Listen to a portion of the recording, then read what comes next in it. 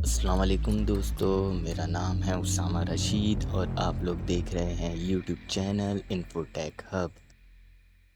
قرآن میں تقریباً 4 جگہوں پر ہم مسلمانوں اور ایمان والوں کو سور کا گوشت کھانے سے واضح منع فرما دیا گیا ہے۔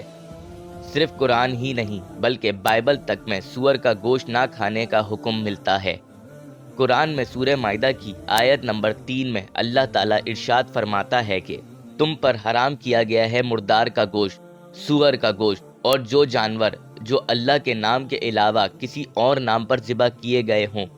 اور وہ جانور جو چوٹ کھا کر یا پھر گر کر مر گئے ہوں اور کسی درندے نے کھا لیا ہو، سوائے اس کے کہ تم نے کسی جانور کو ذبح کر کے پکا کر کھایا ہو۔ دوستو، جو اللہ کو مانتے ہیں اور اللہ پر ایمان رکھتے ہیں ان کے لیے اللہ کا احکام سب سے بڑا ہوتا ہے اور بغیر سوچے سمجھے وہ اللہ کا احکام مان لیتے ہیں۔ ایتھیسٹ یا پھر وہ لوگ جو سائنسی تحقیق پر ایمان رکھتے ہیں یا پھر جو سرے سے اللہ کے وجود کے انکاری ہوتے ہیں، ان کو سمجھانے کے لیے سائنسی تحقیقات سے ہی ان لوگوں کو بات سمجھ آتی ہے، تو ذرا ہم اس پر بھی کچھ روشنی ڈالتے ہیں۔ حال ہی میں سور کے گوشت پر ریسرچ ہونے والی تحقیق میں پتہ چلا ہے کہ سور کے گوشت کو کھانے سے کم از کم 70 قسم کی بیماریاں لاحق ہوتی ہیں۔ ایک انسان کے پیٹ میں تقریباً 3 طرح کے ورمز ہوتے ہیں: ہک ورم، راؤنڈ ورم اور وپ ورم۔ انہی میں سے سب سے زیادہ خطرناک ورم ٹیپ ورم ہوتے ہیں۔ یہ انسانی آنتوں میں رہتے ہیں اور اس کی لمبائی تقریباً 28 انچز تک ہو سکتی ہے، اور وہیں آنتوں میں یہ انڈے بھی دیتے ہیں، اور یہ انڈے خون کی گردش کے ساتھ فلوٹ کرتے ہوئے جسم کے کسی بھی حصے میں پہنچ سکتے ہیں۔ مطلب اگر یہ دل میں داخل ہو جائیں تو ہارٹ اٹیک کا خدشہ ہوتا ہے،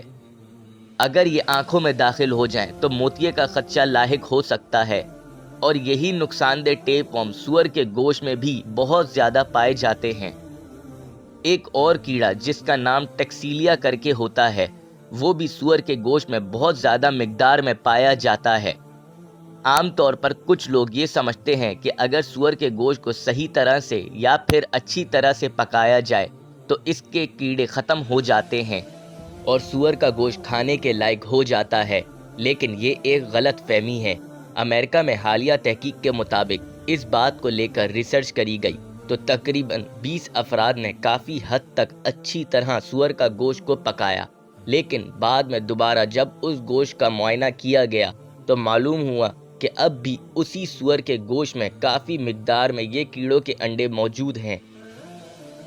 سور کے گوشت نہ کھانے کی ایک وجہ یہ بھی ہے کیونکہ اس کے گوشت میں فیٹ کی مقدار بہت زیادہ ہوتی ہے، جو کہ انسانی خون کے نالیوں میں جمع ہوتی ہے، جس کی وجہ سے ہائپر ٹینشن اور دل کے دورے کی وجہ بھی بنتی ہے۔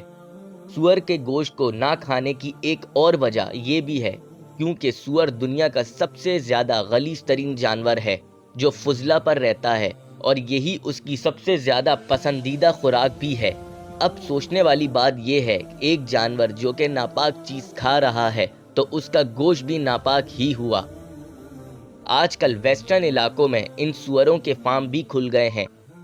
اور ان کو صاف اور اچھا ماحول پرووائڈ کیا جاتا ہے، لیکن اس جانور کو آپ کتنا بھی صاف اور اچھا ماحول پرووائڈ کر دیں، یہ جانور کی فطرت میں ہی غلاظت ہے۔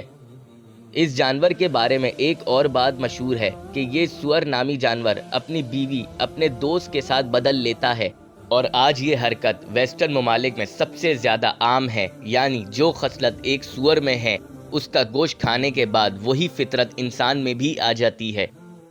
جب حضرت عیسیٰ علیہ السلام اس دنیا میں واپسی تشریف لائیں گے تو وہ بھی صلیب کو توڑ دیں گے اور خنزیر کو قتل کر دیں گے، یعنی خنزیر کے گوشت کو پوری طرح بائیکاٹ کر دیں گے۔ سوچنے والی بات یہ ہے، اس دنیا میں سانپ، کتے، گدھے سب کھائے جا رہے ہیں، لیکن صرف خنزیر کو ہی کیوں حضرت عیسیٰ علیہ السلام قتل کریں گے؟